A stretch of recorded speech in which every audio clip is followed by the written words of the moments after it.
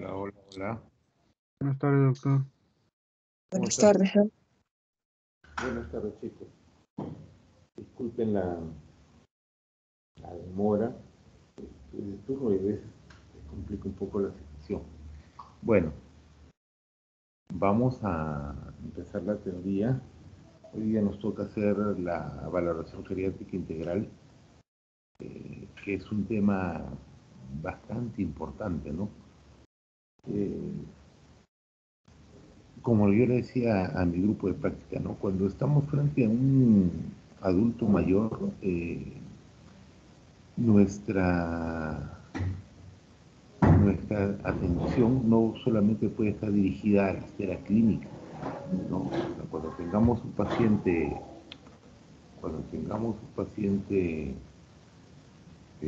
adulto mayor, solamente hacer la evaluación clínica no es suficiente solamente ver la esfera clínica.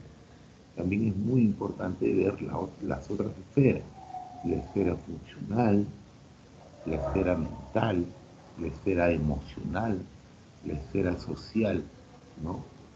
Todas esas cosas, toda esa atención, toda esa evaluación de las demás esferas nos va a ayudar bastante para poder reconocer patologías que son muy frecuentes en el adulto mayor, ¿no? Y determinar realmente otras patologías que no se puede determinar cuando solamente hacemos una evaluación o valoramos solamente la esfera clínica de los pacientes. Quizás en un adulto joven sea suficiente la valoración clínica, pero cuando estamos frente a un adulto mayor, tenemos la obligación y se tiene la necesidad de la valoración de las demás esferas que tenemos que determinar, como lo vuelvo a decir, básicamente para poder determinar, ¿no? Determinar ciertas patologías que son frecuentes en los adultos mayores.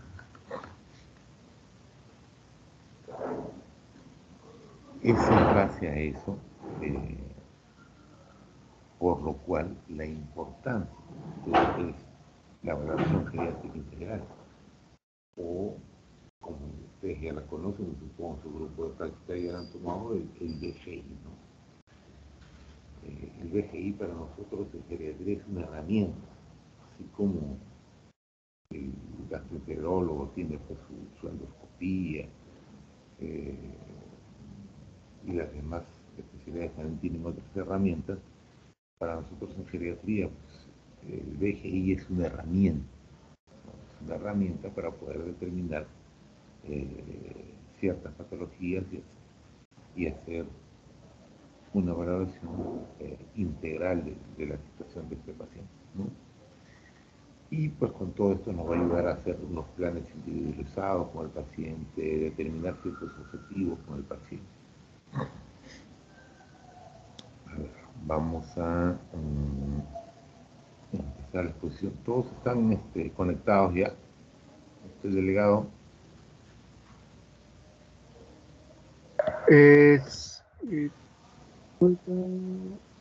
Ya todos. Hay una chica que se está uniendo recién, pero ahí estamos todos. Ya están todos, ¿no? Y comenzamos 5:30, pero está uniendo, pero ahí estamos todos.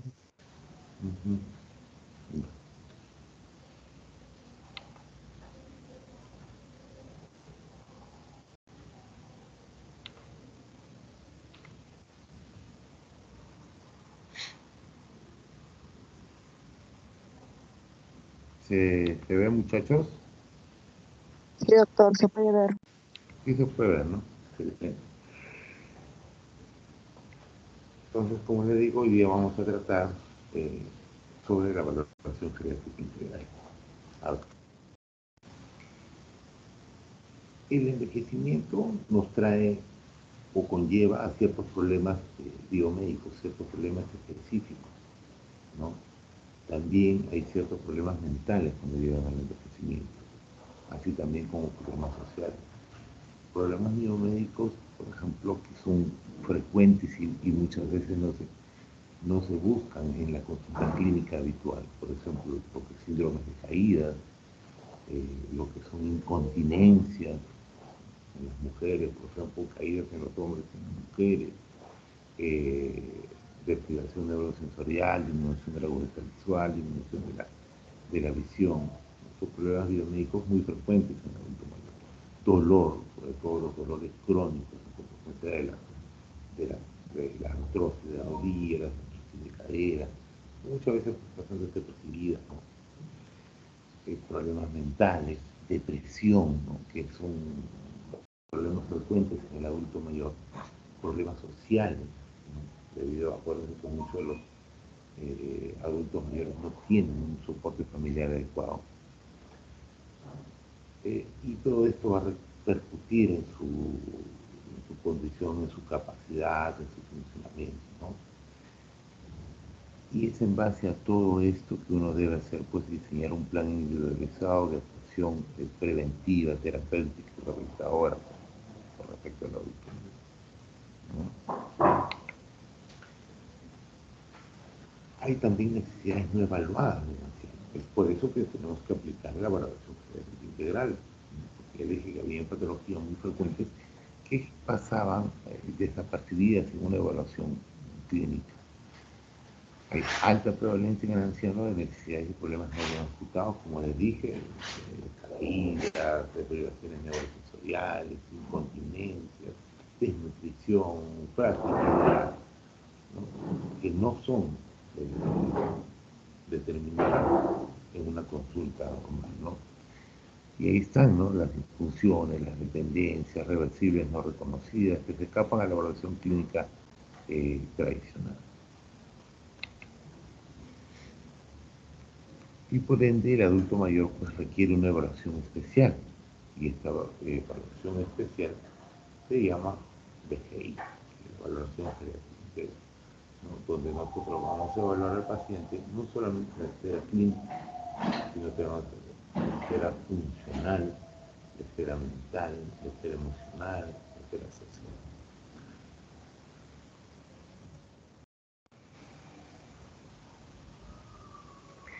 Esto es una tipología de ancianos, ¿no? Los perfiles clínicos orientativos, ¿no? Un anciano sano, que generalmente es el 70% de los adultos mayores que vemos, un anciano frágil, que es un anciano de alto riesgo, es el abuelito que fácilmente puede descompensarse, y el paciente geriátrico, que es un 5%. Cuando hablamos de un anciano sano, es un paciente de edad avanzada y ausente de enfermedad objetiva, ¿no? Cuando hablamos de un anciano frágil, es una persona de edad avanzada y alguna u otra enfermedad o condición que se mantiene compensada o en equilibrio con su entorno, ¿no? Pero tiene alto riesgo de descompensarse en cualquier momento, ¿no? Y este adulto frágil tiene alto riesgo de volverse dependiente en algún momento, ¿no?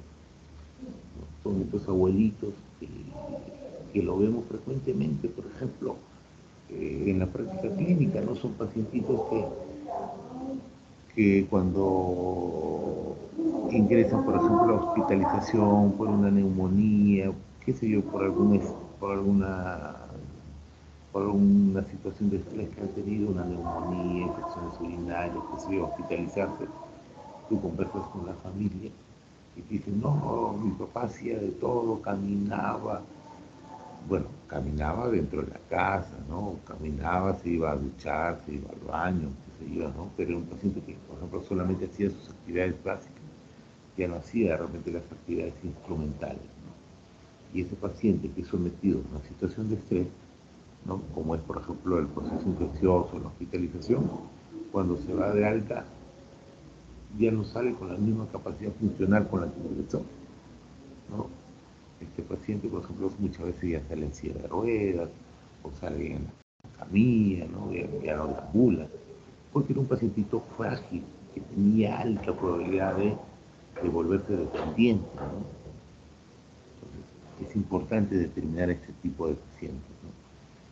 Y el otro es el paciente geriátrico, ¿no? Que también es un paciente de edad avanzada con una enfermedad crónica que ya le están provocando cierta dependencia, ¿no? Y suelen acompañar de operaciones mentales y de problemas sociales. Eso es el concepto. Y de ahí vamos a ver cada de estos pacientes, el sano, el frágil, el paciente, su relación con sus actividades instrumentales de la vida diaria, con sus actividades básicas, como el comportamiento ante la enfermedad y la posibilidad de desarrollar un síndrome geriátrico. El paciente sano, con respecto a sus actividades instrumentales y básicas, es independiente para todo. Y con respecto a sus actividades instrumentales es independiente y también con sus básicas es independiente. Cuando yo hablo de actividades instrumentales y actividades básicas, creo que ya todos me están entendiendo a qué me refiero, ¿no? ¿Sí?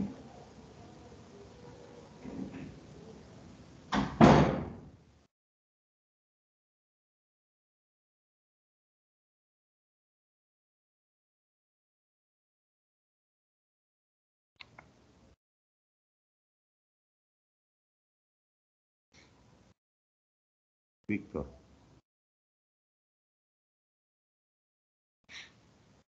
Víctor. Víctor Golgore. Doctor, buenas tardes, ¿me escucha? Buenas tardes. Sí. ¿Escuchaste la pregunta? No logré escuchar, doctor, disculpe. Cuando hablamos de actividades básicas y de actividades instrumentales, ustedes ya me entienden a qué nos referimos, ¿no? En sus grupos de práctica ya han ido viendo esto, ¿no?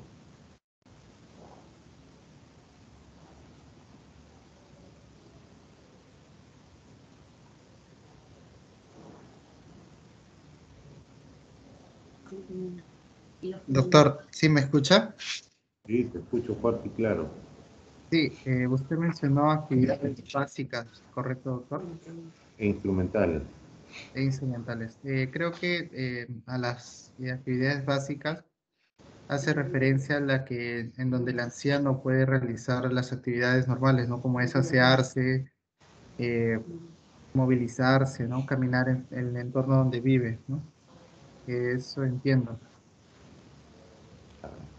Brigitte, Brigitte Torres, ¿cuáles son las actividades básicas y las actividades instrumentales?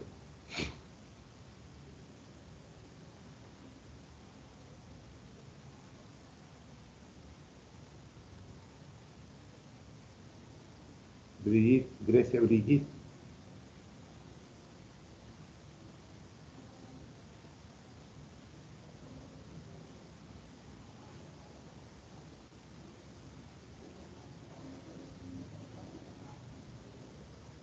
Se fue de Grecia Brigitte. Le avisan a Grecia que le pregunté, por favor.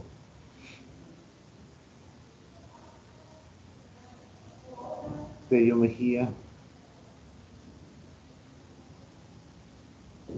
¿Tello o Talledo, doctor? Taller, perdón.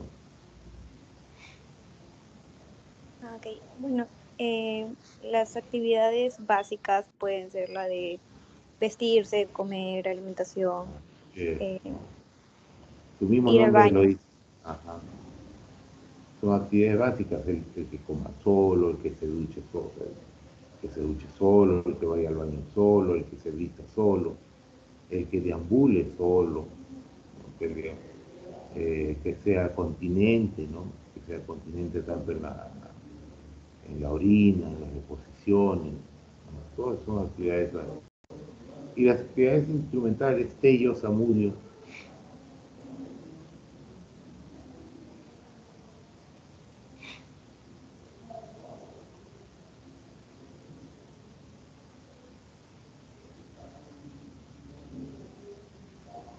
Tello, Zamudio.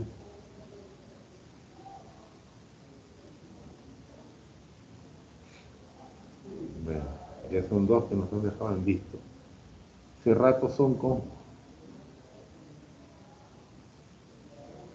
Sí, doctor. No le escuché bien la pregunta, doctor. ¿Puede repetir, por favor?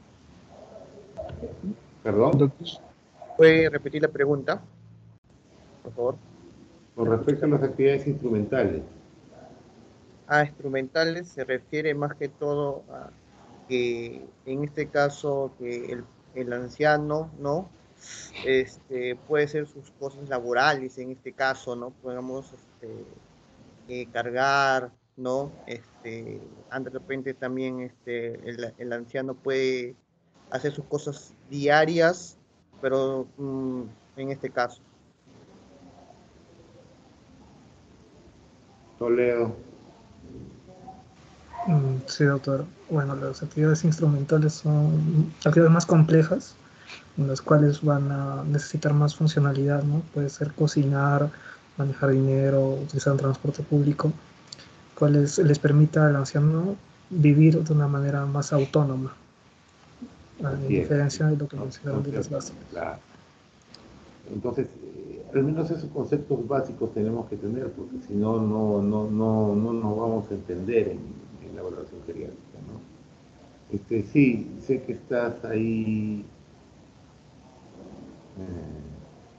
Tello, ¿no?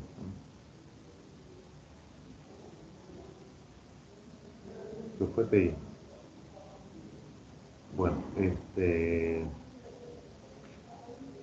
a eso se refiere, ¿no? Las actividades instrumentales y las actividades básicas de la vida diaria.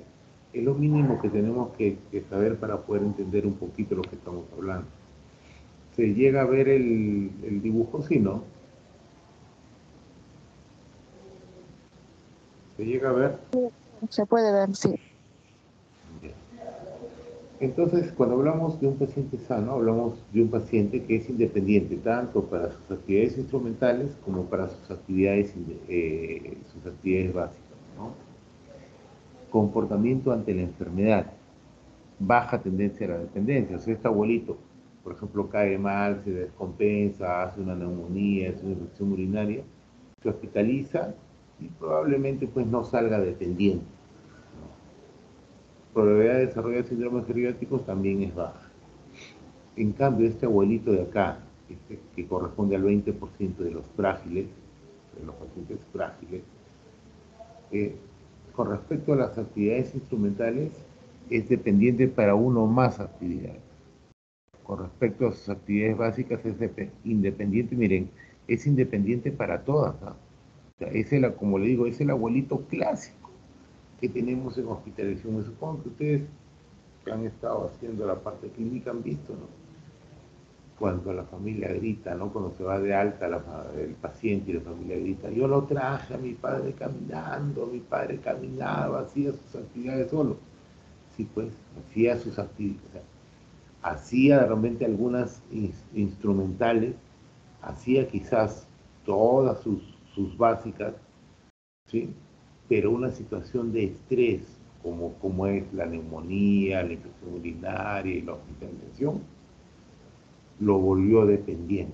Salió de alta dependiente.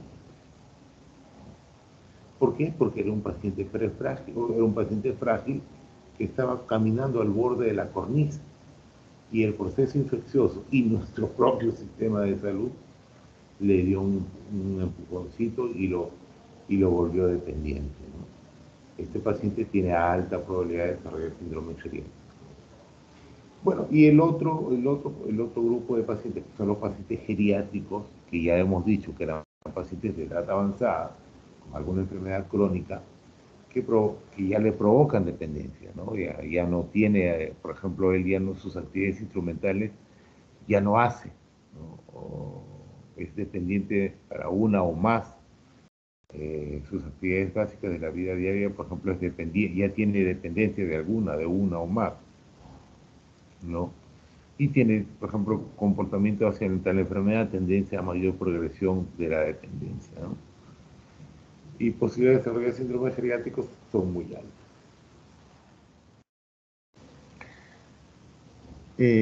Entonces, es importante ¿para qué? Para la prevención del deterioro, ¿no?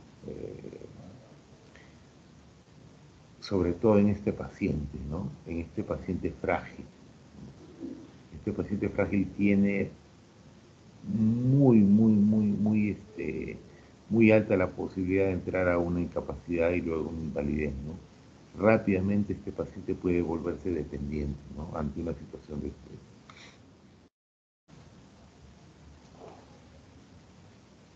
Entonces, ¿en quién se tiene que hacer, en quién tenemos o en quién se tiene que hacer con mayor importancia esta evaluación geriátrica integral? En el anciano frágil. A él tenemos que identificarlo, ¿no?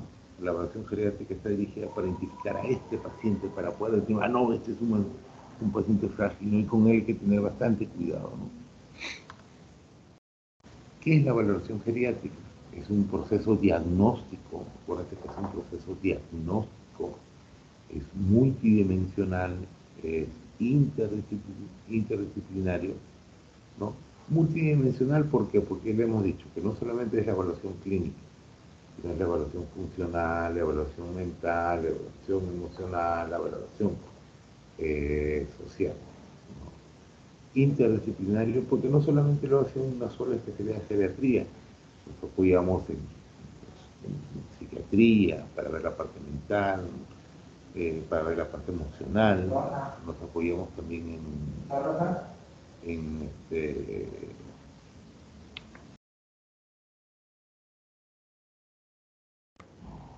nos apoyamos también en medicina física y rehabilitación. Por eso es interdisciplinario, ¿no? ¿Con qué finalidad? Para cuantificar capacidades y problemas del paciente, ¿no? Y planificar pues un tratamiento y seguimiento continuo. ¿Alguna pregunta hasta acá, muchachos?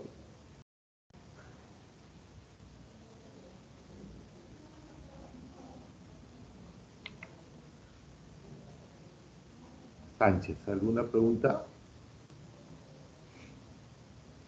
No, por una pregunta.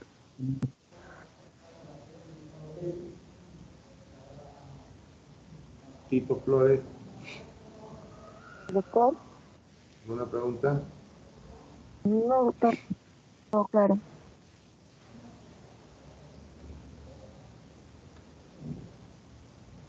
¿Volvió Tello? Eso fue.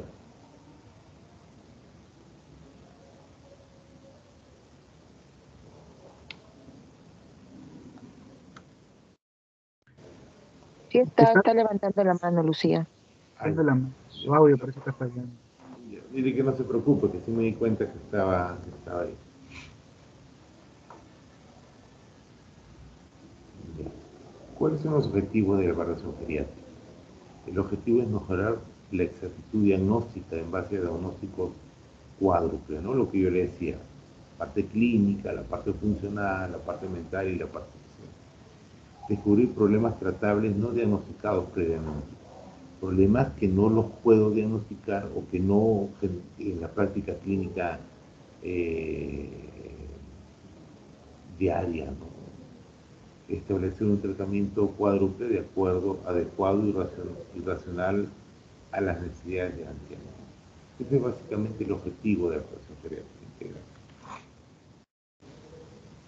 Mejorar el estado funcional y cognitivo. Entonces, ¿qué más, qué otros objetivos tengo? Es mejorar el estado funcional y cognitivo, mejorar la calidad de vida, conocer los recursos del paciente y su entorno sociofamiliar, situar al paciente en el nivel médico y social más adecuado para sus necesidades, ¿no?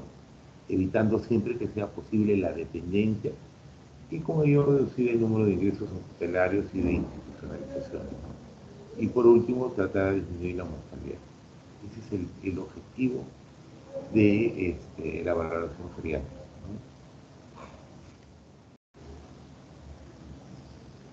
¿no? ¿Y en quién y en qué nivel es más beneficioso el VGI? En los pacientes de alto riesgo, en los frágiles. En ellos son más beneficiosos, ¿no? Y puedo darlo pues en todos los niveles, ¿en qué nivel? En el nivel hospitalario, en los nursing home y en la misma comunidad, ¿no? Ahí, en todos los niveles asistenciales es importante y se puede dar el VGI, ¿no? No solamente el VGI no solamente se puede hacer en consulta, ¿no? En el nivel hospitalario, los nursing home y en la misma comunidad, ¿no? En la comunidad ahí está, en el consultorio clínico, en la visita domiciliaria, en la hospitalización, también en las unidades de agudos, en los nursing homes, también.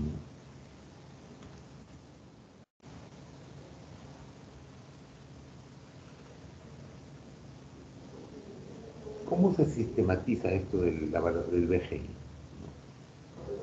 Ya sabemos que es la valoración geriátrica integral, evaluamos las 4 esferas, la clínica, la funcional, la mental y la social, ¿no? Acá dentro de la mental también está la emocional. Identificación de los problemas y capacidades en estos 4 aspectos de salud, ¿no? Establecimiento de un plan de cuidado, ¿no? En base a los problemas que yo identifico, establezco un plan de cuidado. Acuérdense que el tratamiento del adulto mayor es individualizado y para ello establezco un plan de trabajo o un plan de cuidado, ¿no?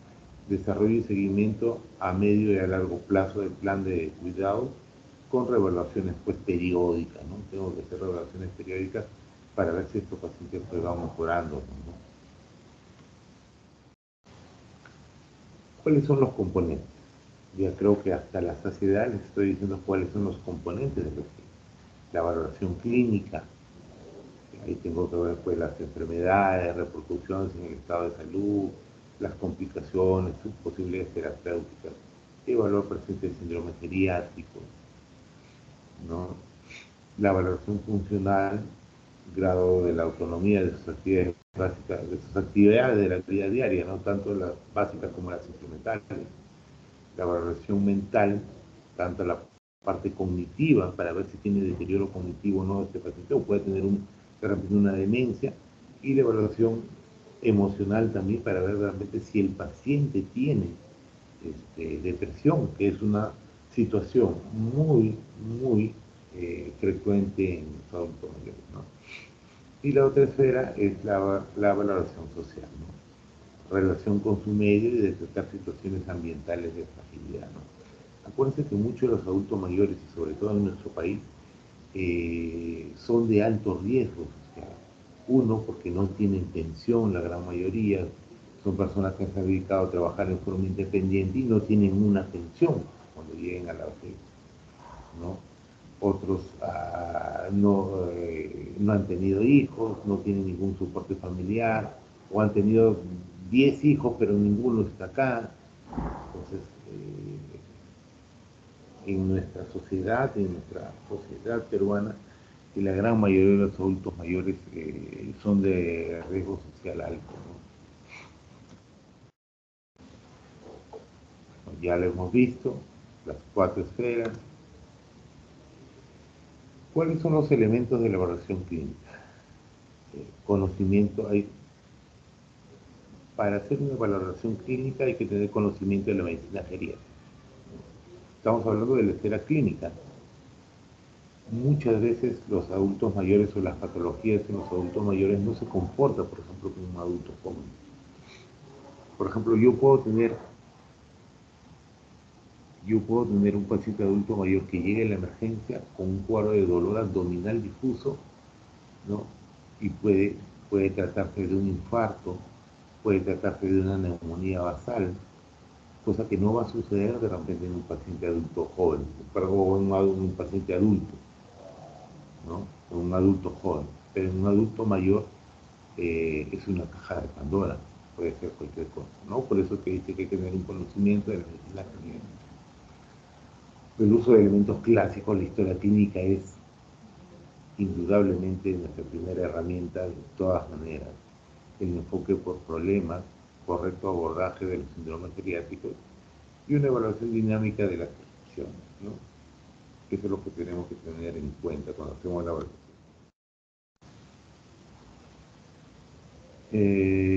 La evaluación clínica del paciente anciano. Hay características de la presentación de las enfermedades, ¿no?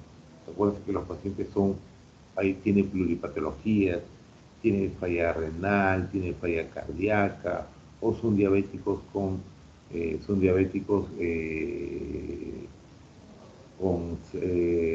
secuelas avanzadas, ¿no? Por ejemplo, son diabéticos que tienen falla renal, que ya tienen problemas de desprendimiento de retina, que han tenido accidentes cerebrovasculares, ¿no? Tienen pluripatologías. La clínica, la presentación clínica en estos pacientes generalmente es atípica o inespecífica. Hay cambios morfológicos y funcionales, repercusión funcional, mental y social. Acuérdense que estos pacientes que tienen hipertensión, diabetes y que nunca se han tratado pueden tener deterioro cognitivo, pueden tener una demencia de fondo. Y muchas veces no se detecta. ¿Por qué? Porque todo el mundo piensa que el abuelito debe olvidarse de las cosas, o que es normal que un abuelo se olvide de las cosas porque es viejito, y esas cosas no son así. Lentitud en su recuperación, mayor necesidad de rehabilitación. Un paciente que, por ejemplo, entra a hospitalización, inmediatamente debe iniciarse rehabilitación porque si no pierde funcionabilidad. El hecho de estar encamado este adulto mayor hace que pierda funcionabilidad. Susceptibilidad iatrogénica y negligencia también, mayor frecuencia y gravedad de las complicaciones. Con respecto a nuestra historia clínica del adulto mayor, tener en cuenta los déficits auditivos, visuales, que muchas veces nadie pregunta por este tipo de problemas, ¿no? Generalmente cuando hacen la valoración clínica no se pregunta, las demás especialidades no preguntan, ¿no? Si tiene déficits auditivos, visuales, o no buscan esa parte, ¿no? Alteraciones de la comprensión, dificultad en la expresión, afasia, disartrias o alteraciones cognitivas, ¿no? Imprescindible la colaboración de un familiar para completar la información, ¿no? No es como un adulto joven, ¿no? Que yo al adulto joven le puedo preguntar fácilmente y él me puede responder. En un adulto mayor, sobre todo en los viejos, necesito el soporte, la colaboración de un familiar, sobre todo el familiar que vive con él, no el familiar que va a visitarle una vez al mes. Quien me tiene que ayudar más es el familiar que vive con el paciente, ¿no? Facilitar la comunicación y la confianza del paciente en un entorno de silencio, eliminación adecuada, expresándonos claramente y con terminología comprensible, ¿no? Muchas veces utilizamos terminología que ni el paciente ni el familiar que está colaborando contigo lo puede entender, ¿no? Debemos utilizar un lenguaje claro, no fluido, para con el paciente y la familia. Con respecto a los antecedentes personales,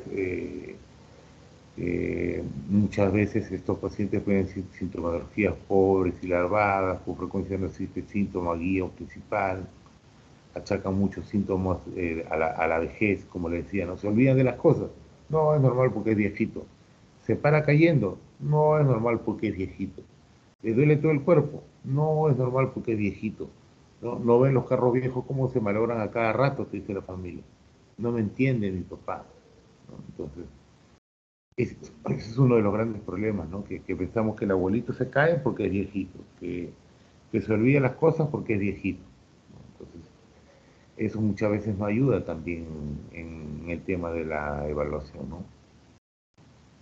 Olvidan con frecuencia los síntomas, presentación atípica de los cuadros típicos, ¿no? Frecuentes alteraciones mentales, síndromes confusionales como síntomas de afección orgánica,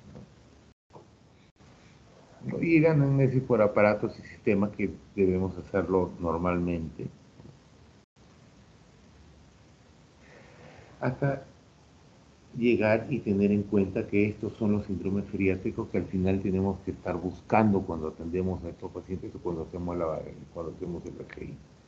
El deterioro cognitivo, que el paciente se olvida de las cosas, puede ser una demencia. También tenemos pacientes con trastorno del ánimo, que puede ser una depresión, trastorno del sueño, que pueden ser insomnio, por múltiples causas, por déficit de alguna hormona, qué sé yo, medicamentoso, porque no hay un adecuado régimen del sueño, qué sé yo. La inmovilidad hay que buscar porque esto va a llevar rápidamente a un encamamiento, una postración del paciente. Inestabilidad de las marchas que nos puede conllevar a las caídas y al final que el paciente tenga fracturas, y una de las peores fracturas o las peores complicaciones de la caída es la fractura de cadera, los hematomas subdurales, ¿no? Incontinencia, estreñimiento, deprivación neurosensorial, ¿no? Hipoacusia, disminución de agudeza visual, malnutrición, deshidratación, iatrogenia de los fármacos, disfunciones sexuales y inmunodeficiencia. Entonces, estos son los síndromes geriátricos que tenemos que estar buscando y tenemos que tenerlos presentes cuando veamos un adulto mayor.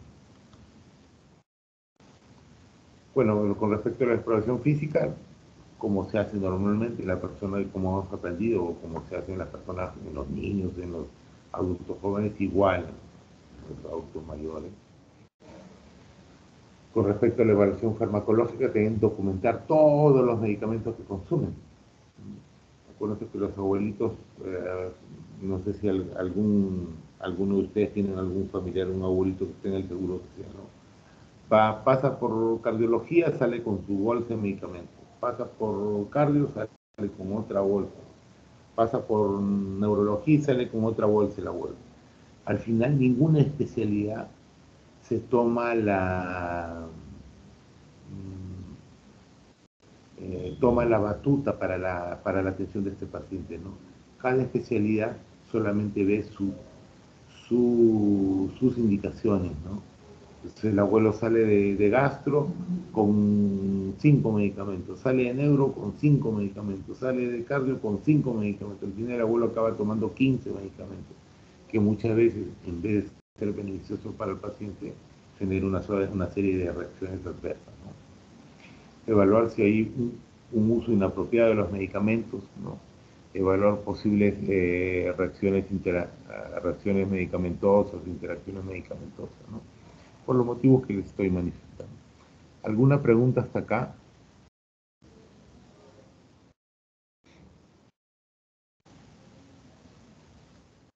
¿Alguna pregunta?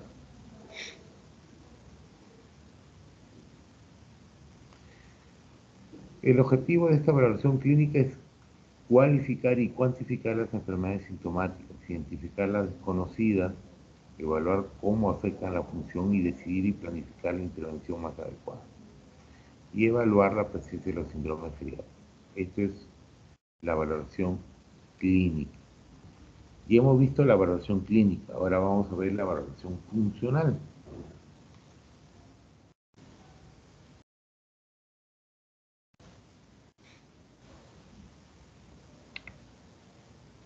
¿Alguna pregunta hasta acá? Adriana, Ticona.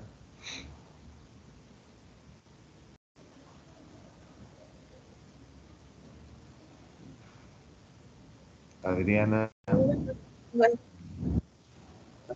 ¿se entendió? ¿Se entendió?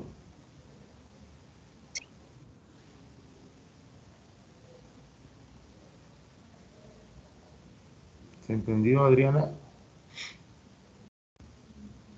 sí, doctor, ¿sí me escuchó? Sí, te escucho. ¿Alguna pregunta? No, Ruth Norma. ninguna pregunta, doctor. Sí lo entendí. Todo claro. Ojalá que sea así. En el examen se verá si es cierto o no. No hay ninguna pregunta hasta acá, ¿no, muchachos?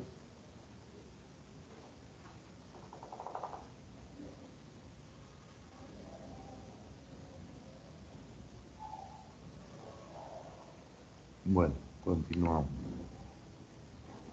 ¿Se ve? La diapositiva, sí. Sí, ¿no? Sí, doc. Bueno. La valoración funcional. El concepto de competencia funcional es, como su mismo nombre dice, ¿no? Funcional, la función. Capacidad para llevar a cabo por sí mismo una actividad o un proceso. Y cuando hablamos de la función, por ejemplo, función física, la función física, hablamos de las actividades básicas de la vida diaria y las instrumentales. Las básicas ustedes ya las conocen, el hecho de que coma solo, de que se duche solo, de que vaya al baño solo, de que se vista solo, de que sea continente tanto para la parte urinaria como la defecación, que pueda deambular, que pueda subir escaleras, ¿no? Esas son las actividades básicas. Y las instrumentales que se refieren a que tenga mayor independencia el paciente, por ejemplo, como dijo su compañero, ¿no? Que de repente pueda hacer uso del transporte público, que pueda salir de compras a la calle, que maneje él mismo su dinero, que maneje su medicación él mismo, que ayude, colabore en la casa. Entonces, esas son las actividades instrumentales, y eso se refiere a la función física. Y el otro, el funcionamiento mental, se refiere al funcionamiento mental y emocional, ¿no? Y el funcionamiento social, que se refiere a las relaciones con el entorno, ¿no? Con las demás actividades del funcionamiento psicosocial del entorno, ¿no? Vamos a ver ahorita la función física, ¿no?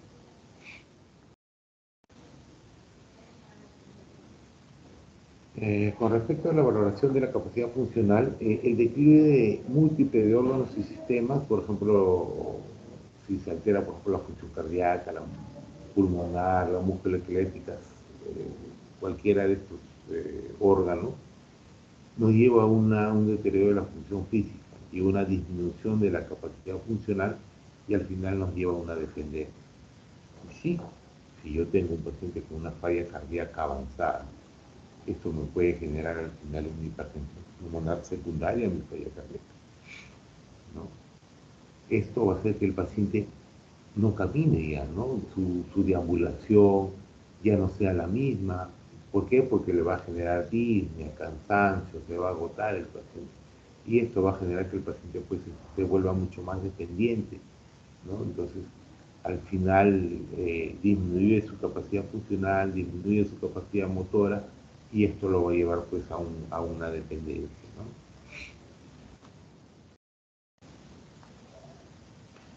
La capacidad funcional está referida al deterioro de la capacidad funcional, es un fenómeno frecuente asociado a la edad. Una enfermedad aguda puede presentar un declive brusco de esa capacidad funcional, ya les explicaba que, por ejemplo, los pacientes frágiles que todavía hacían algunas actividades básicas se infectaban, o sea, eran sometidos a un proceso de estrés, se hospitalizaban y salían salían muchas veces dependientes, ¿no? Un cambio en el estado de la capacidad funcional es el indicador más sensible para identificar una nueva enfermedad. Los ancianos tienen una capacidad funcional vulnerable. Cualquier proceso intercurrente, neumonías, infecciones urinarias, insuficiencia cardíaca, se puede presentar como un deterioro del estado funcional.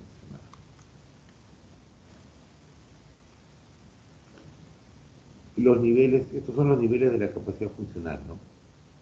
Acá tenemos, por ejemplo, un paciente frágil, ¿no? Es aquel paciente, por ejemplo, que ya vimos en la primera imagen que les enseñé, era un paciente que ya no hacía ciertas actividades instrumentales y también había dejado de hacer ciertas actividades básicas de la vida diaria, ¿no?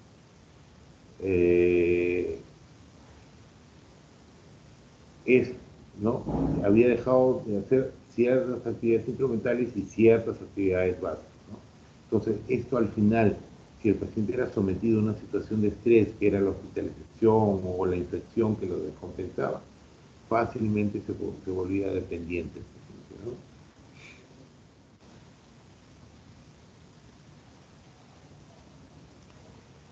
¿Por qué es importante la evaluación funcional? ¿O para qué nos ayuda? Nos ayuda básicamente para el diseño de planes de atención geriátrica individualizada. O sea, por ejemplo, si yo evalúo a un paciente por qué está decayendo funcionalmente, se tiene que intervenir, y el médico rehabilitador es el que interviene haciendo terapias específicas para ese paciente.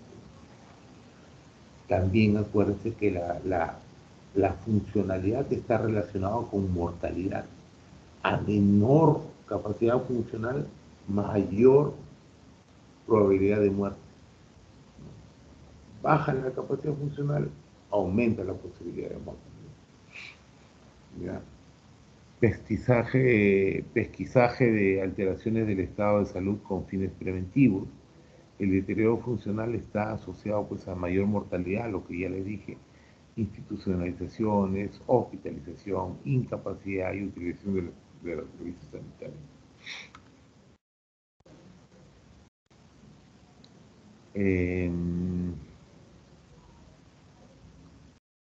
Estas son las actividades de la vida diaria, las actividades instrumentales, ¿no? Esto creo que ya lo hemos visto, ya lo estamos repitiendo. Las básicas: alimentarse, bañarse, vestirse, el aseo personal, continente y el uso del baño, del retrete, ¿no? Instrumentales: uso del teléfono, ir de compras, preparar alimentos, cuidar la casa, lavar la ropa, usar el transporte, responsable de su medicación, el uso del dinero, ¿no? Y actividades avanzadas con referente con la movilidad es el equilibrio estático, las transferencias, la deambulación, subir y bajar escaleras, ¿no?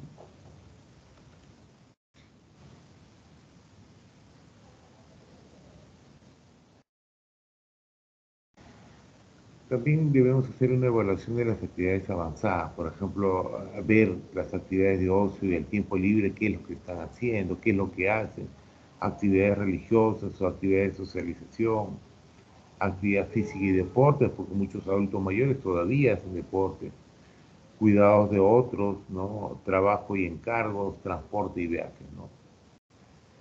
Eh,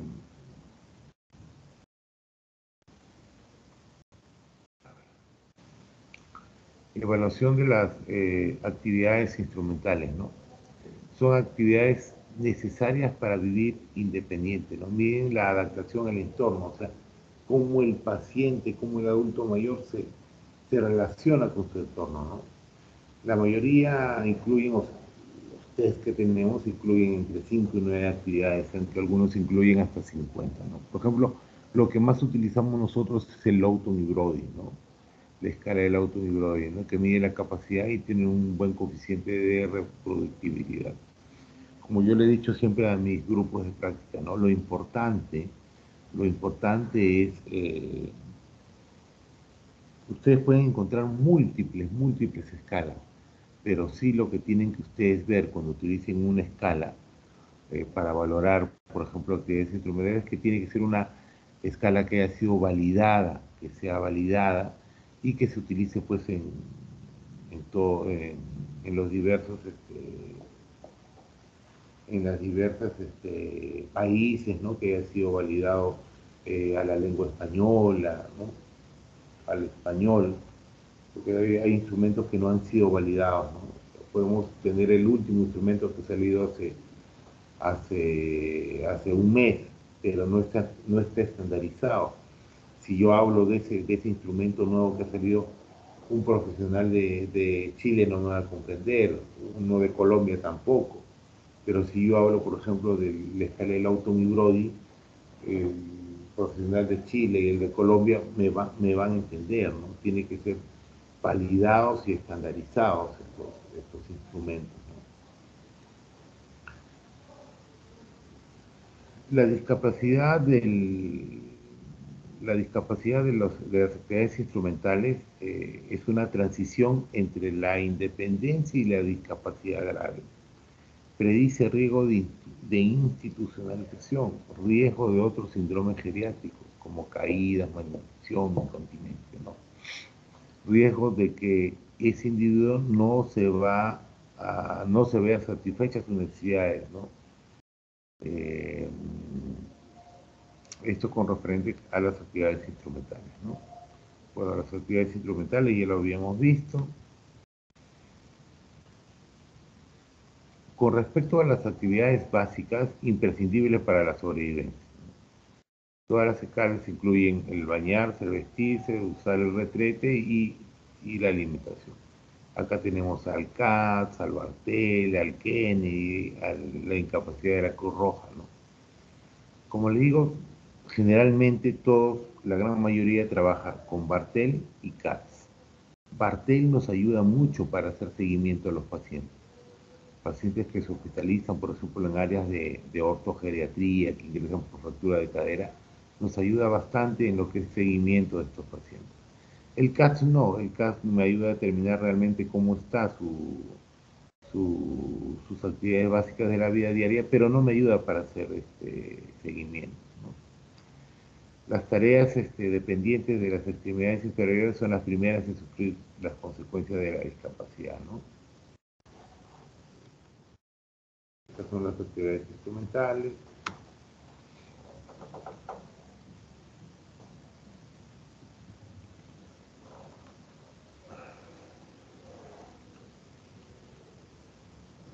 Evaluación de las limitaciones funcionales, detección de discapacidad subclínica, equilibrio, la marcha, ¿no? El levantarte de una silla, subir en una escalera o destreza manual, ¿no? Esas son discapacidades subclínicas, ¿no? Medidas objetivas estandarizadas, mayor consumo de tiempo, la necesidad de los equipos y espacios adecuados y la posibilidad de lesiones. Todo eso me limita a hacer una evaluación, ¿no? Una evaluación adecuada de la funcionabilidad de los pacientes. Pero eso ha ido quedando un poco de lado, ¿no? Porque ahora tenemos ciertos test que nos pueden ayudar a poder determinar en forma más rápida, ¿no? Que ya los colegas de práctica les van a ir informando, ¿no? Por ejemplo, para ver caídas tenemos un test muy rápido, que es el test del Get Up and Go, ¿no? Que es solamente hacerle sentar al paciente, caminar unos 3 metros, que vuelva, se siente, medimos esa velocidad y nos da mucha información para con el paciente. Pero de todas maneras, la evaluación de la parte funcional es limitante por lo que ya le estoy diciendo, ¿no? Por la detección de la discapacidad subclínica, equilibrio, marcha, levantarse las sillas, todo eso es un poco dificultoso realizarlo, ¿no?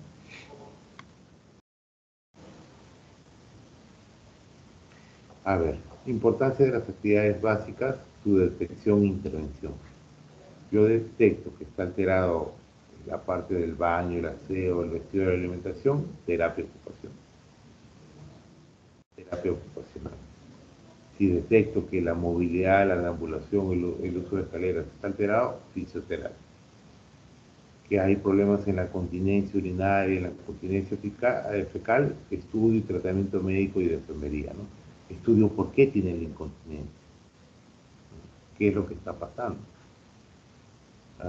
En los pacientes mayores puede ser una hipertrofia prostática, en los varones, en las mujeres puede ser una distrofia genital, no sabemos. Uso de medicamentos que puede generar también esto, ¿no? Pues estudio y tratamiento médico y también de enfermería, ¿no? Eso con respecto a la evaluación funcional, ¿no? Ahora vamos a ver la valoración mental, ¿no? ¿Alguna pregunta hasta acá, chicos?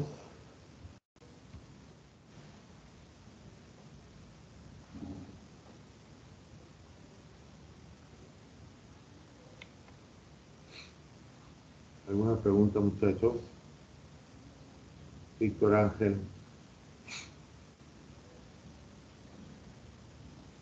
No, doctor, hasta el momento todo claro. Adriana. Doctor, sí tengo una pequeña consulta. La limitación en estas actividades, tanto básicas e instrumentales, ¿podemos tomarlas como un pronóstico de la patología o como causa de alguno? ¿Cómo? A ver, O sea, si las limitaciones de estas funciones podemos tomarlas como pronóstico en ciertas patologías. A ver. Cuando yo le digo que el deterioro funcional es importante porque está relacionado con mortalidad, esa relación a mortalidad es independiente de todas las comorbilidades que tiene, de todas las comorbilidades que tiene. Paciente con deterioro funcional eleva su riesgo de mortalidad, independientemente de las comorbilidades que él tenga. Antes se pensaba, no, deterioro funcional tiene una serie de comorbilidades, hay mayor riesgo de mortalidad. No, tiene mayor riesgo de mortalidad independientemente de todas las comorbilidades que tenga. ¿Sí? Adriana, ¿se entendió? Sí, doctor.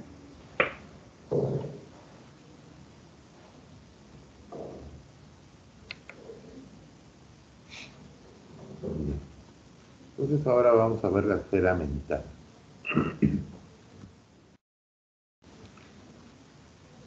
Eh, en esta esfera vemos dos puntos muy importantes, que es el estado cognitivo y el estado afectivo. El estado cognitivo, para ver si el paciente pues, está en un estado confusional, tiene una demencia, tiene un deterioro de la memoria, hay cambios asociados, o son cambios asociados solamente al envejecimiento. Y en el estado afectivo hay que determinar si hay depresión o ansiedad. Acuérdense que la depresión es una patología muy frecuente en los adultos mayores. En su gran mayoría se desarrollan en esta etapa y viene otro grupo que viene arrastrando la depresión desde su juventud o su etapa adulta joven. Entonces, ahí con depresión hay dos grupos. Gente que inicia la depresión en una edad avanzada y gente que viene arrastrando su depresión desde su etapa adulta joven. Y también pues tenemos los ansiosos depresivos, ¿no? La línea entre el síndrome ansioso y la depresión es una línea muy delgadita, ¿no? Inclusive si ustedes revisan, el tratamiento para la ansiedad es igualito que la depresión, ¿no?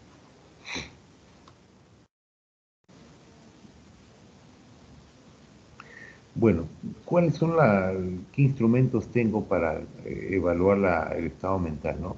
Hay métodos directos mediante la historia clínica, la observación del comportamiento, la exploración física y neurológica, la aplicación de cuestionarios y la realización de pruebas complementarias.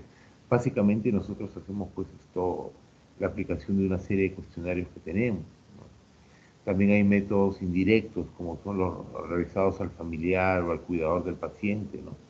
El familiar generalmente nos dice, doctor, mi papá no era así, ahora se olvida de las cosas, deja la llave, deja el celular dentro del refrigerador, muchas veces lo hemos encontrado así, hemos encontrado, hemos encontrado también a veces que deja la cocina prendida en mi mamá, ¿no?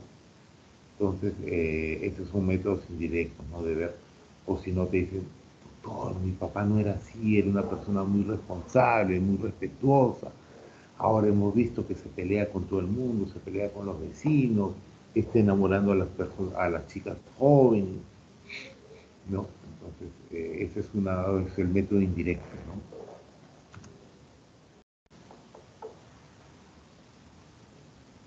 ¿no?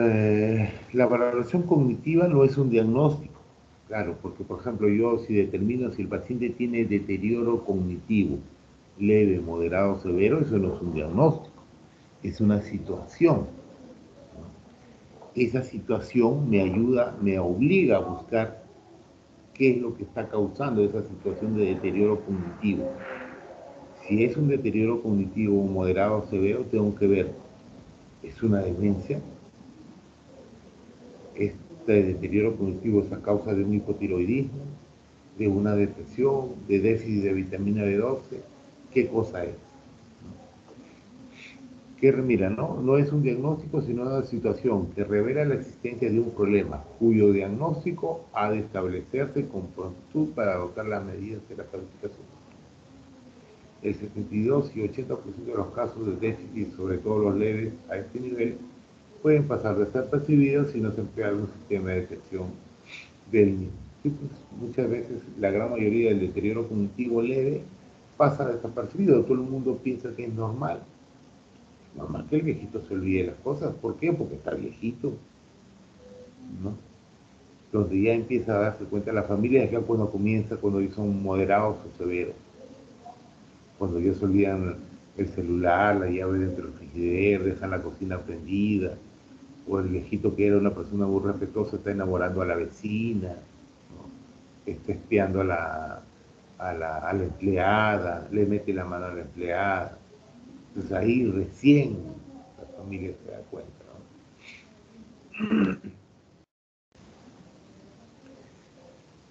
¿no? Aspectos a descartar en la entrevista neuropsicológica, ¿no? Pueden influir en el rendimiento, por ejemplo, de esta evaluación neuropsicológica a nivel de estudio y profesión anterior. No es igual evaluar a un paciente que es profesional o que haya tenido una carrera a un paciente analfabeto, muy distinto. También hay que ver, puede influir en esta evaluación la capacidad auditiva y visual, ¿no? No es igual que yo evalúe a un abuelito que escuche muy bien, un abuelito que le diga, ah, ¿qué? ¿No? señor, ¿qué año estamos? Ah, ¿qué te dice, no? No se puede evaluar así de esa manera, ¿no? Entonces, eso se tiene que tener en cuenta, ¿no? Las personas cuando tienen deterioro auditivo, visual, la edad misma, ¿no? El consumo de fármacos, consumo de alcohol, todo eso puede alterar la evaluación neuropsicológica. Y también hay que ver los antecedentes de enfermedades neurológicas crónicas, ¿no? Porque hay pacientes que vienen arrastrando enfermedades crónicas, esquizofrenia, depresión desde la juventud, todas esas cosas también pueden arrastrar, ¿no?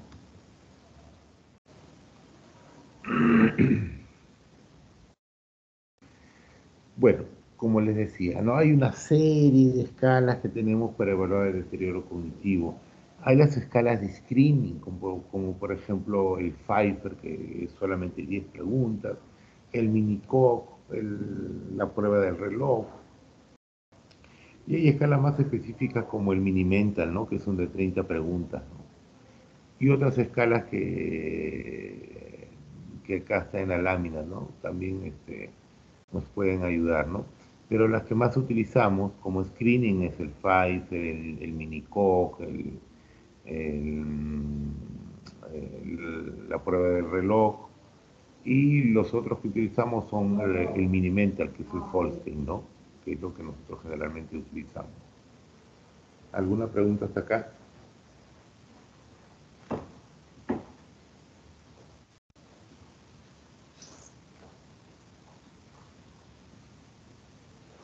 ¿Alguna pregunta?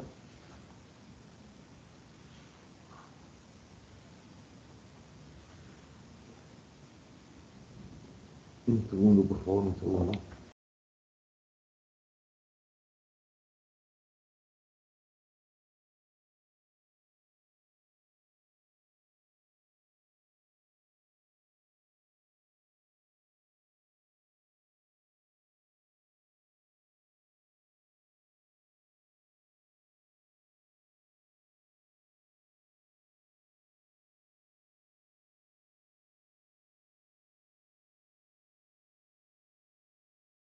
Muchachos,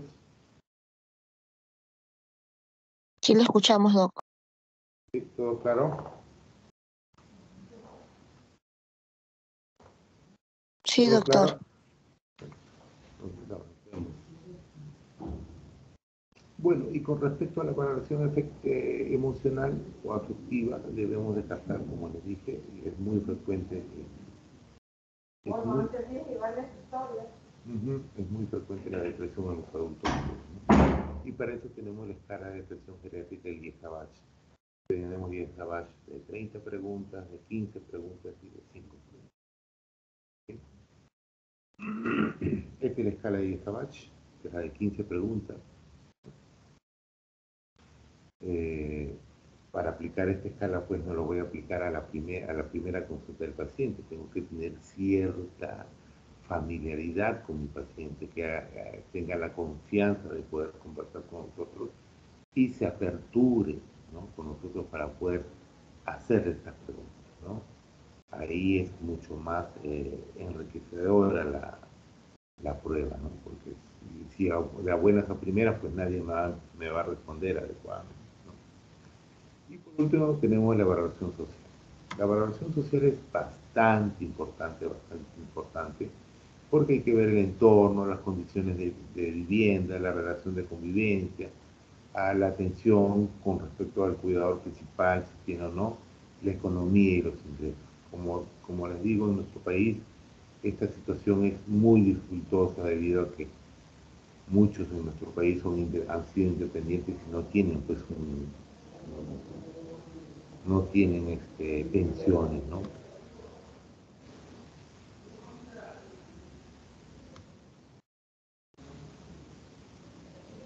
Y la escala que generalmente utilizamos es la escala de Gijón, que va de 0 a 20 puntos y ve la convivencia, vivienda, situación económica, apoyo, la red de apoyo social y las relaciones sociales. ¿Ya? Ajá, muy bien. ¿Alguna pregunta?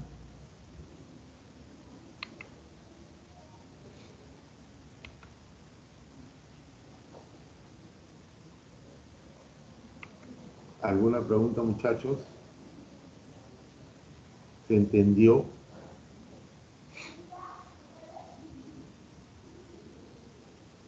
Sí se entendió todo. Muy bien.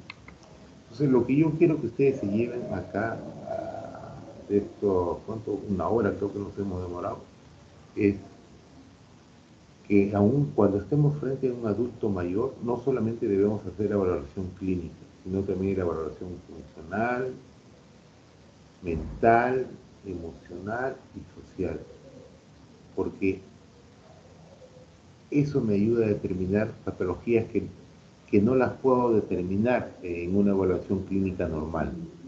Quizás la valoración clínica sola en un paciente adulto joven me pueda servir, pero en un adulto mayor no, porque se me va a escapar una serie de patologías y una serie de problemas que tiene el adulto.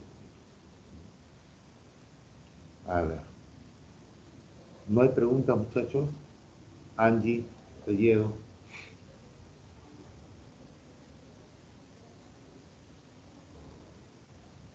No, doctor, todo claro.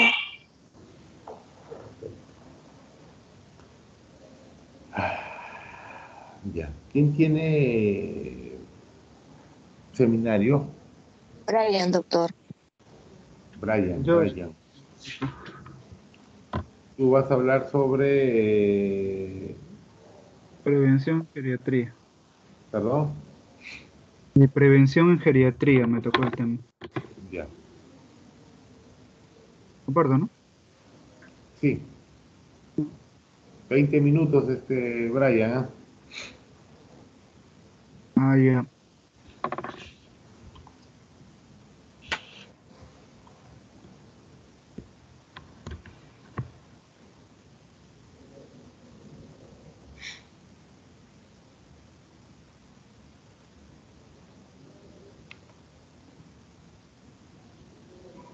Te escuchamos.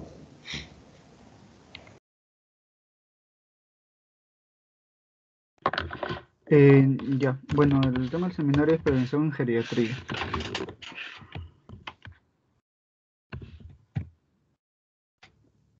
Eh, bueno, en sí el término prevención, prevenir, se define como preparar algo con anticipación, es decir, pre- preparar con anticipación lo necesario para un fin.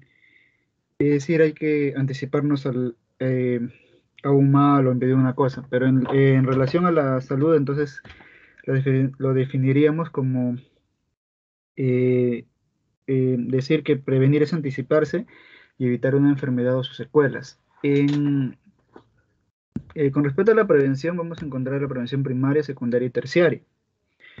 Bueno, la prevención primaria eh, va a estar dirigida a las intervenciones que nos van a reducir el riesgo de contraer una enfermedad. Es decir, aquí más que nada lo que se va a incluir sería la educación, la orientación, algunas recomendaciones que van a estar relacionadas sobre todo con los cambios de estilos de vida y hay algunas conductas de rutina, ¿no? De eso, de visitas médicas. Aquí también las inmunizaciones, las vacunas, ¿no? Bueno, en la prevención secundaria, eh, aquí está dirigida a mejorar los resultados, detener el proceso de las enfermedades ya instaladas y realizar intervenciones dirigidas a detectar de manera precoz enfermedades asintomáticas y potencialmente reversibles cuando la incapacidad y la dependencia aún no se han instalado. Es decir, aquí más que nada es detectar y tratar la enfermedad, pero en sus estadios tempranos, antes que aparezcan los síntomas o que haya pérdidas funcionales. En cambio, la prevención terciaria ya va a estar dirigida a prevenir el progreso de alguna secuela o incapacidad por medio de reconocimiento sistemático, el tratamiento oportuno y rehabilitación del anciano. Acá cuando ya está instalada la enfermedad. Acá más que nada esto está más que nada para mejorar su funcionalidad y quizás disminuir alguna dependencia y mejorar su calidad de vida.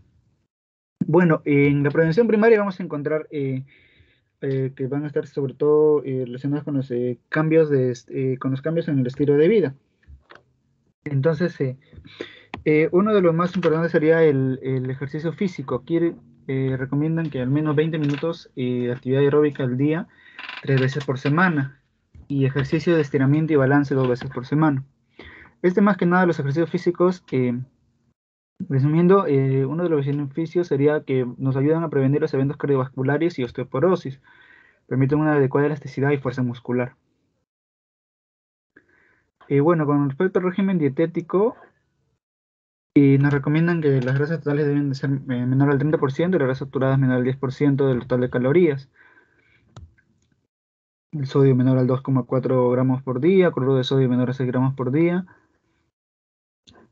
Aquí en la dieta lo que mencionan también es el calcio y la vitamina D, que sería de 1500 miligramos por día y 400-700 miligramos por día.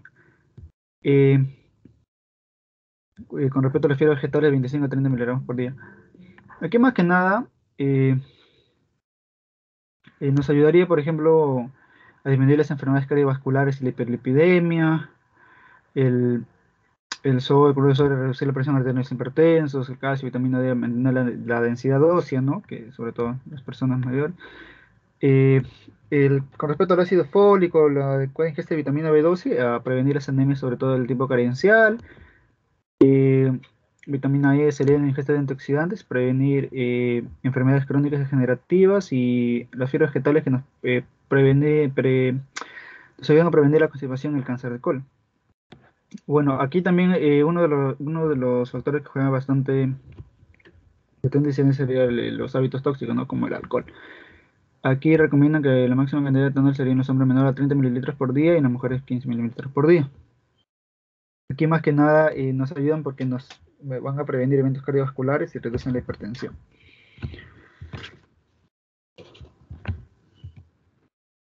Bueno, ahora con respecto al tabaquismo, aquí se menciona que en países desarrollados la frecuencia del consumo del cigarro, del tabaco, alcanzan niveles del 16% en la población adulta mayor. En un estudio que se hizo en una provincia de Lima, demuestra que el 9,5% de los mayores de 60 años fumaba. Este consumo del tabaco nos lleva a mayores tasas de morbimortalidad que van a estar relacionadas a enfermedades broncopulmonares, cardiovasculares, ateroscleróticas. También cumple un rol fundamental, sobre todo en el cáncer de pulmón. Bueno, también aquí el medio ambiente también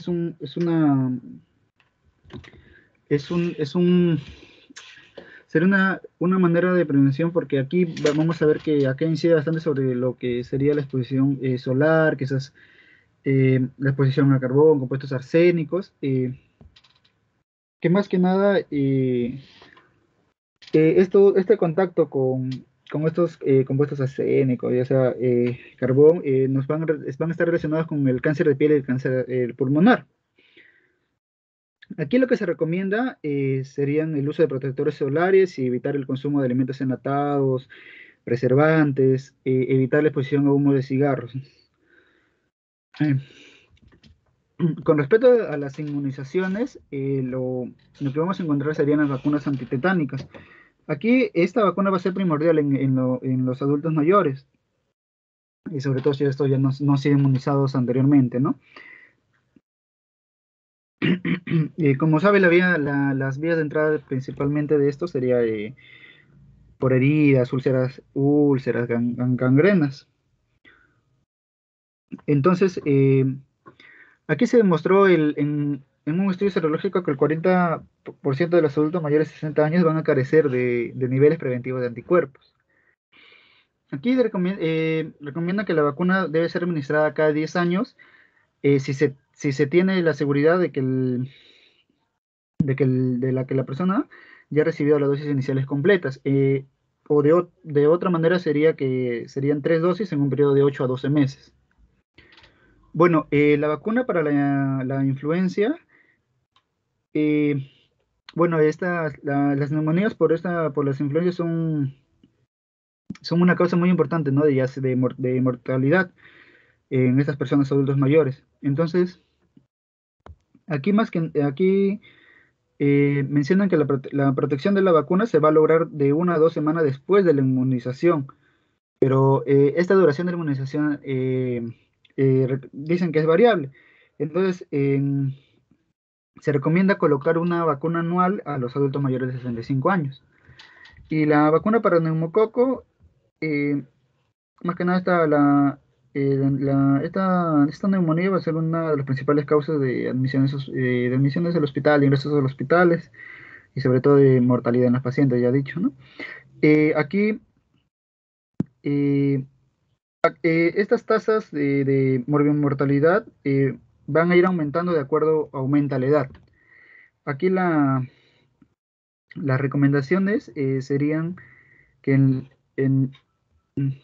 eh, que en los adultos mayores de 65 años que no han sido inmunizados, aplicarlo y tras cumplir, es decir, cuando los adultos antes de los 65 años fueron vacunados, volver a vacunarlos tras cumplirse 6 años de esta primera inmunización. Bueno, la prevención secundaria, más que nada es intentar detectar y tratar la enfermedad o sus complicaciones en un estadio temprano, antes que aparezcan los síntomas o pérdidas funcionales, sobre todo sobre los pacientes asintomáticos. Entonces acá mencionan, por ejemplo, unas formas por ejemplo, la enfermedad cardiovascular, uno de los riesgos cardiovasculares más importantes mencionan que sería el género masculino, la hipertensión arterial, la historia familiar, el tabaquismo, la obesidad, la diabetes mellitus y la epidemia. Pero también se vio que, por ejemplo, aquí con respecto al sexo, a estas enfermedades cardiovasculares se relacionan con el sexo masculino, pero se observa que es la principal causa, que el sexo femenino sería la principal causa de mortalidad pues, con respecto a las enfermedades coronarias en personas mayores de 65 años. Bueno, con respecto a la hipertensión arterial, aquí lo que nos recomienda sería evaluar la presión arterial de manera rutinaria en las visitas médicas. Ya sea anual o por medio de 2 años o cada 2 años. Eh, eh, Recomiendan cada año si es que la presión sistólica está entre 130 y 140. En cambio, cada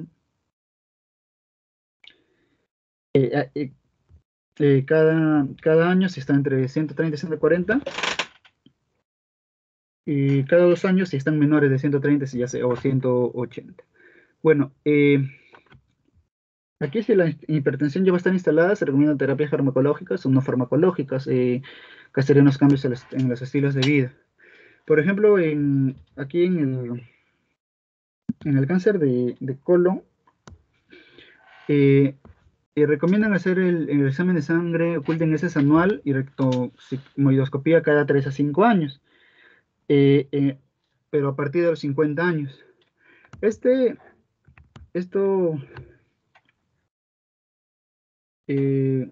aquí se sugiere iniciar la evaluación antes de los 50 años.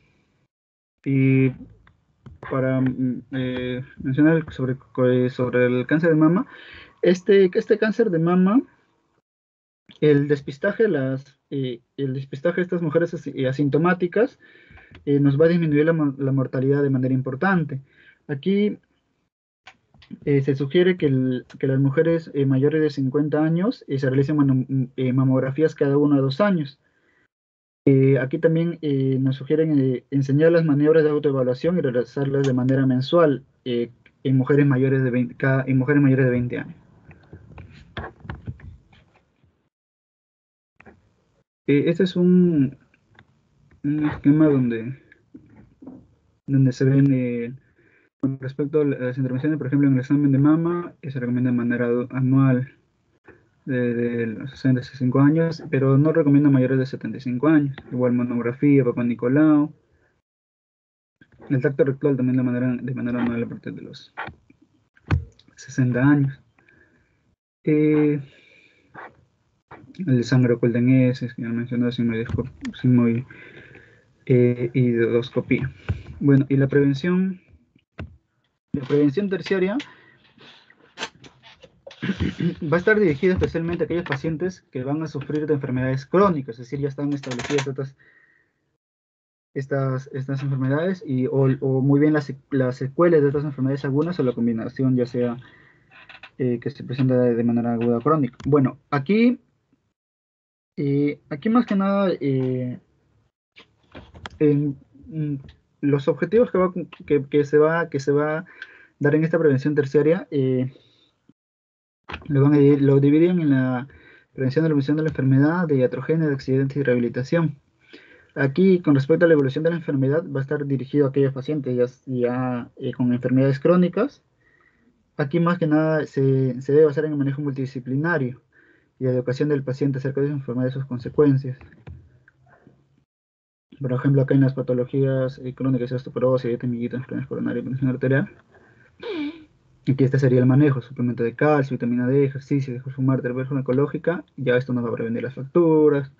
Vitaminas, control de la glicemia, manejo farmacológico, nos previene quizás algunas retinopatías, enfermedades, enfermedades coronarias, ejercicio, sobre todo dejar de fumar, bajar de peso, nos va a reducir eventos coronarios agudos, hipertensión arterial, ya sea terapia farmacológica, no farmacológica, situación de estrés, nos reduce, nos va a reducir eventos cardio y cerebrovascular. Bueno, con respecto a la prevención de accidentes, es bien cierto que esa prevención de accidentes va a estar dentro de la prevención primaria, pero a nivel de la prevención terciaria va a estar dirigida a evitar situaciones de riesgo para caídas, accidentes de tránsito, accidentes en el hogar, o enfocarse en los adultos mayores que sufren deterioros cognitivos, funcionales o déficit tipo sensorial, es decir, que ya están establecidos así, ya sea disminución de la huella visual, quizás de la audición. Aquí más que nada sería condicionar la casa de manera que la persona mayor pueda movilizarse y desempeñarse sin tener algún riesgo. Con respecto a la prevención de la heterogénea, el adulto mayor va a correr más riesgo que cualquier otro paciente de sufrir complicaciones relacionadas a procedimientos médicos, quirúrgicos y diagnósticos, terapias farmacológicas y hospitalización.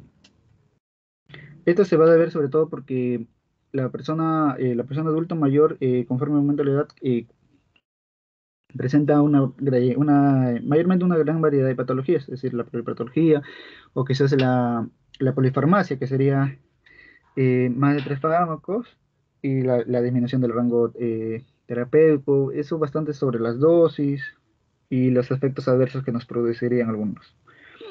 Bueno, y la rehabilitación aquí ha demostrado tener un significativo impacto en la tarea de restaurar o mantener la capacidad funcional y por lo tanto de prevenir el deterioro del anciano. Y sobre todo cuando este se va a recuperar, ya sea de eventos cerebrovasculares o quizás han sufrido fracturas, pues se encuentran limitados por enfermedades crónicas degenerativas, compromiso, ya sea compromiso articular, neuromuscular. Entonces, aquí está el cuadrito. Ya, eso sería todo. Eso sería todo, gracias. A ver, muy bien, muy bien. ¿Alguna pregunta para su compañero?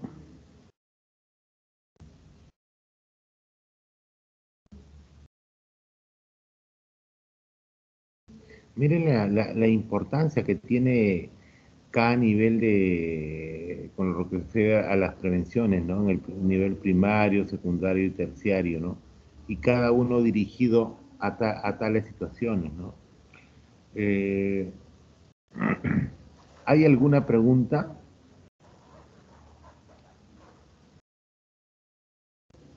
¿Puedes poner un favor en la prevención primaria?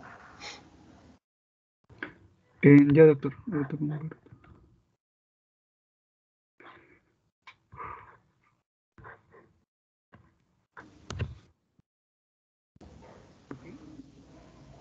A ver.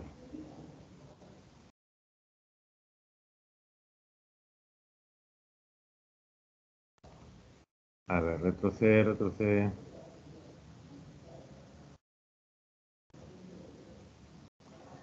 Miren, la, la, la, la prevención primaria, como ahí dice, está básicamente dirigido a lo que es el entorno, a lo que son los estilos de vida, ¿no? Básicamente para la prevención de algún tipo de enfermedad, ¿no? Eso es bastante importante, ¿no? Y eso es lo que se está trabajando actualmente, ¿no? Y no solamente en la etapa adulta, ¿no? Sino también en las diferentes etapas de la vida, ¿no? Básicamente lo que son estilos de vida, ¿no? Ver, por ejemplo, el ejercicio físico, el régimen dietético y la parte de consumo de alguna sustancia, ¿no? Eh, Cuando tú hablaste por ejemplo, de la vitamina D, ¿a qué se refería básicamente? ¿A la prevención de caídas o a lo básicamente que se da para ver para osteoporosis?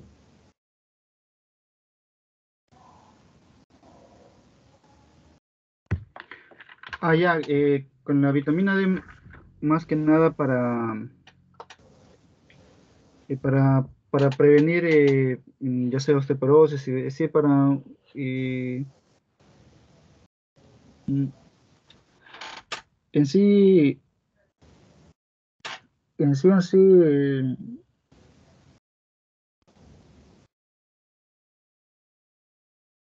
Bueno, como es primaria, yo me supongo que es para el tema de la osteoporosis, ¿no?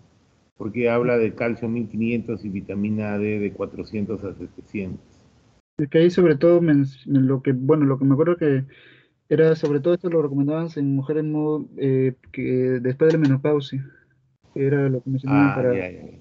Porque acuérdense también que la vitamina D se utiliza para prevención de caídas, ¿ya? Y revisen eso que voy a poner como pregunta de examen, ¿no? ¿Ya? Vitamina D en caídas. Muy bien. ¿Alguna pregunta para su compañero?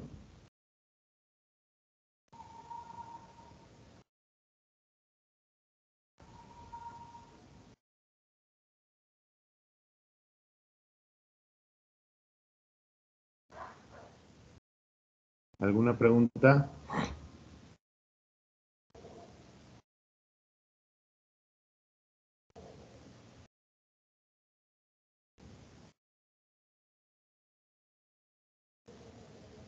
No hay ninguna pregunta. Angie, Talledo, No, pues ¿se entendió lo que dijo tu compañero? sí, todo está claro. Muy bien. Bueno, muchachos, entonces, culminamos la teoría y el seminario. Este, no hay ninguna pregunta, ¿no?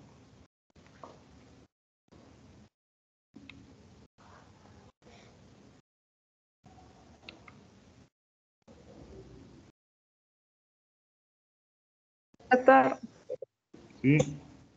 doctor, buenas noches. Soy Grecia Torres. Doctor, no sé si me habrá ¿Eh? considerado la asistencia. Lo que pasa es que mi audio estaba fallando y esperé para que no sé si usted me habrá considerado. Está Ah, conectada desde el principio. yo pensé que no estabas. ¿Alguna pregunta para Brian? No, doctor, todo está claro. Ya, muy bien. ¿Alguna acotación más, Brian? Que este tema de la prevención es bien importante, ¿no? Porque, es decir, no solo esperar al que el paciente ya sea, digamos, mayor de 60, 65 años, sino también que estaba ya sea 20, 30, 40, y todo va a contribuir para un envejecimiento más indicado, mejor calidad. Muy bien, muchachos. Si no hay preguntas, nos vemos. Con mi grupo, por favor, para poder que me escriba, que me escriba por interno para poder coordinar mañana la práctica. Ya doble, escribo por WhatsApp, no se preocupe. Ya, Gracias, doctor. Buenas ya. noches. Hasta luego.